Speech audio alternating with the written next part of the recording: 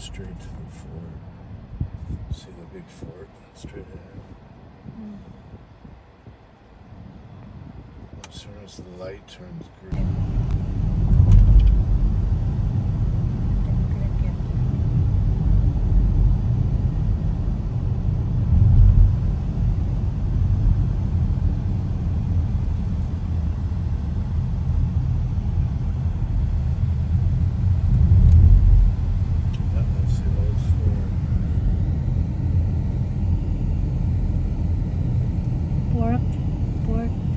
Fort.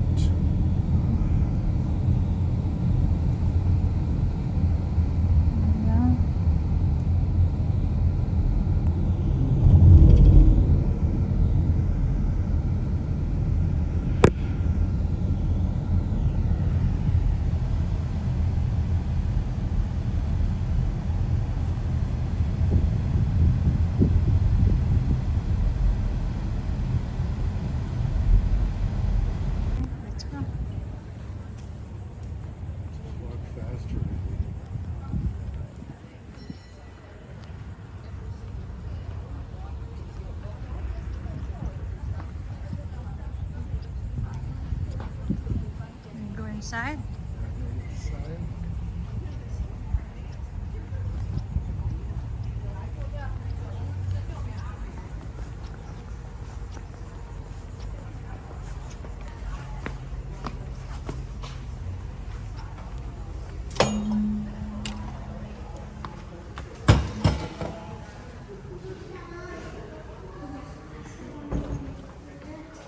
And then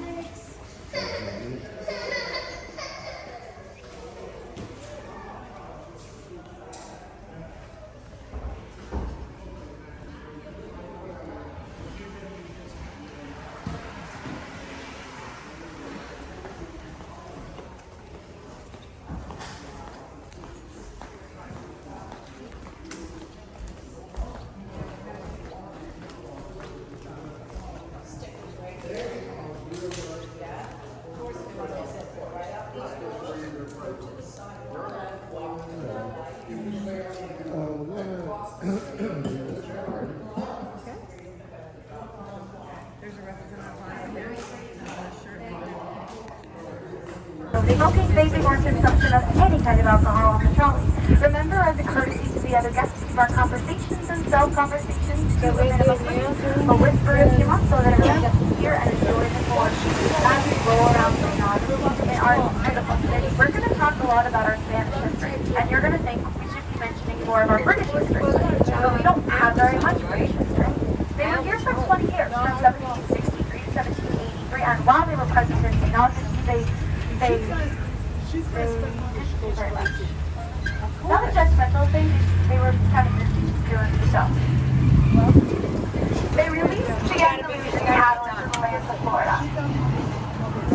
And they built a lot of the Spanish homes, and they drank a lot of wine. When the Spaniards came back in 1783, they rounded up the cattle who were having some trouble, so they hired Scots-Irish settlers to help them.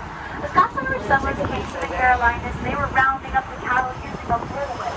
It makes a snap crack as it goes through the air. So loud you heard a mile and a half away. The Spaniards called them Los Craqueros. They became the Florida Crackers. On the right, this is the Huguenot Cemetery. It is where the non-Catholics would be buried outside the city gates.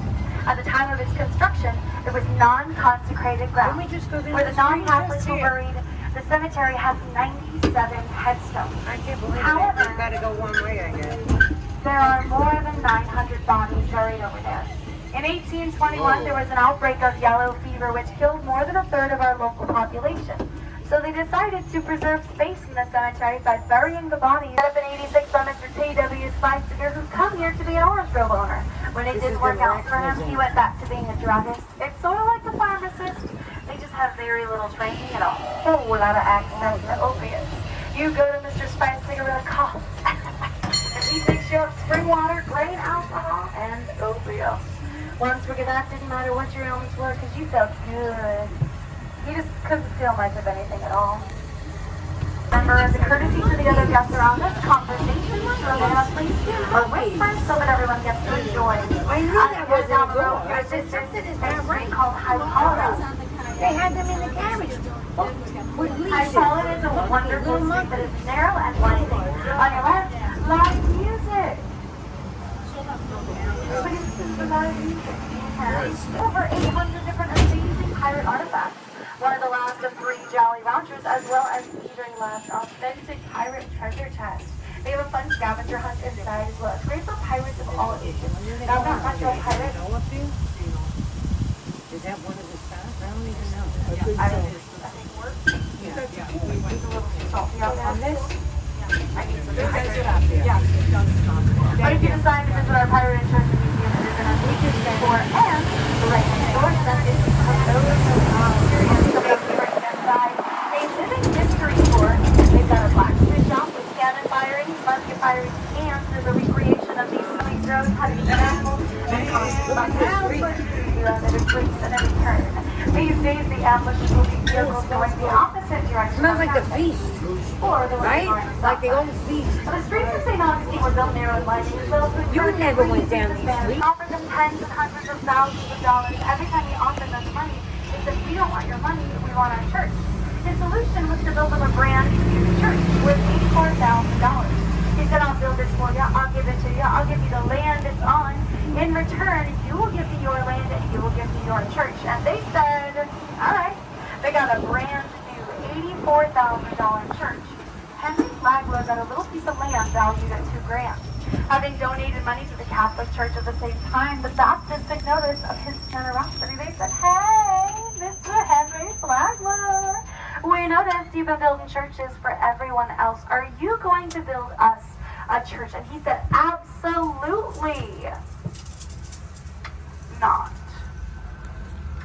Built this structure on your right. It's the first building in St. Augustine to be completed using poured concrete, the second in the nation to be completed using poured concrete. Now, the way that this building was constructed is called pour-over concrete. They put a wooden frame on the ground, pour the concrete in the frame. And these days, they actually use rebar to support it, and they could put a mummy and a 2,400-year-old rug. I recommend it. It's one of my favorite places to visit. They have a Spanish, English, and French tour. I recommend the French one.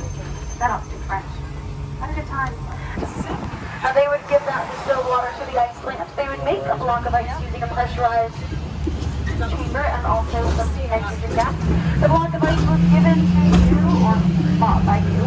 It's placed into a box truck like this one on your right-hand side. They'd ship it to your house, place it in your ice box, keep everything there and knock the cello away. Of course, these days there's a restaurant with a vintage bar attached. It is an amazing restaurant. Everything is made fresh daily. It's actually one of my favorite restaurants. Their 4 signature spirits: gin, rum, whiskey, and the vodka. Exiting to the left, the Aloha, to your left, where than the Markland. Neither one of those is here today, although in front of us on the left, you'll see a pumpkin patch. If you wanted to purchase a pumpkin and take it home, they have so many pumpkins. I'm not allowed to go to the pumpkin patch because I do this thing where I feel really bad for the ugly pumpkins and I buy them, and then I don't know what to do with them because they're so ugly. But sometimes people a little work on this stuff further. So Henry Flagler's constantly on the Augustine. They're doing really well. And he has a buddy, his partner in crime, Rockefeller, says, why don't you push the railway down to the Aloha, to your left, where than the Markland.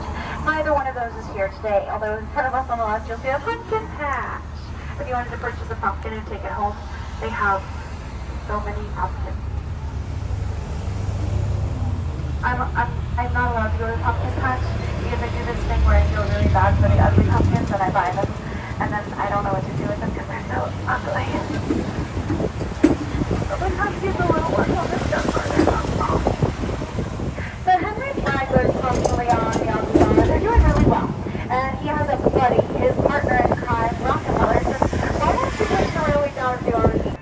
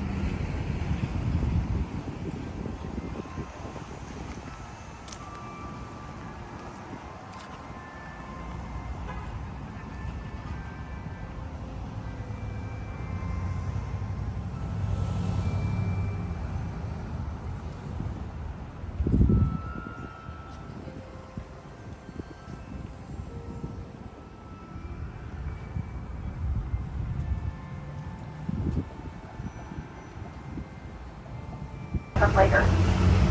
Elsewhere. It's usually how it works. In front of the governor's house, it's going to be on your left-hand side in just a moment, is that open-air marketplace. It's called the Plaza de la Constitución because it is the location of the Spanish Constitution of 1812. And you're going to see that in just a little bit. It's a very tall pyramid. It's got a little ball on top of it. Some people call it an obelisk, which is a really fancy word for a pyramid with a ball on top of it. The obelisk is the Spanish Constitution of 1812, one of only a few which still exist today. Most were actually torn down by the British forces while they were in occupation. They were supposed to have torn them down, but they didn't. In the open-air marketplace as well,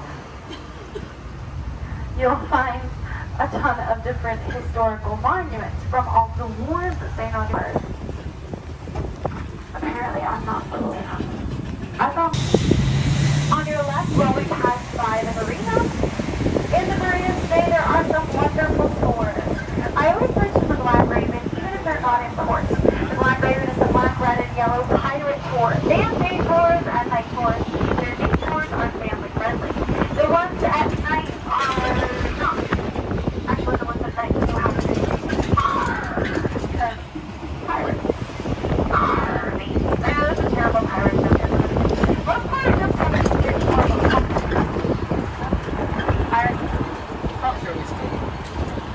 On your left, across the bay, is Anastasia Island. Our lighthouse is over there. It is the second one. The first one was way too close to the edge of the island. It was built on top of Coquina. This one on your left was built 20 years after the first one.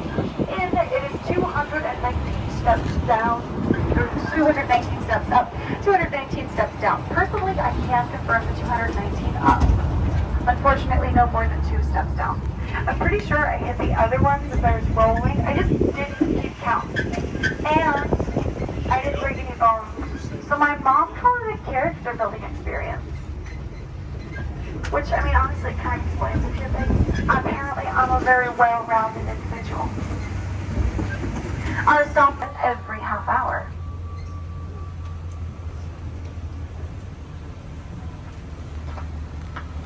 None of them predate 1702. The oldest house was constructed in 1702. The Tovar House on your left-hand side, this is where the history museums are. It was constructed in 1763. Nothing predates 1702. That's because we had a lot of fires in 1702. Now the people upstairs, the ones that don't drive trolleys, they thought it'd be a great idea to give me screaming fire noises and somebody yelling fire. In sight. You don't suck, it's moving! He said buckets, don't worry.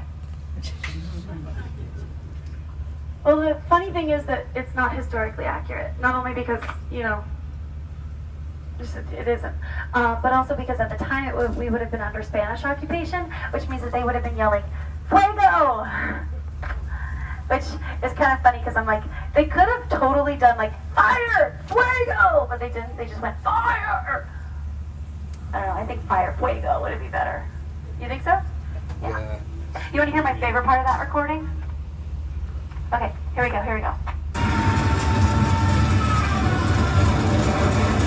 Isn't that perfect? It's very dramatic. Do you think he had to do auditions for that? Do a retake? Retape or retake? I don't think so. I don't think it'd be a good idea with me. Because I don't think every voice can do that. Yeah, no, see?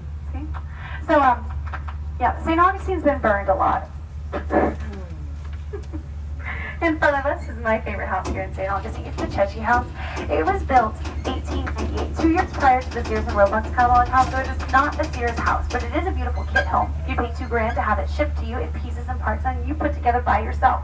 I am not good. Well, just got a little distracted. So the candles that you find here in St. Augustine are usually painted black, not always, but often. They're painted black because they were found here, the bay, the marina, in the middle of our simple tan line.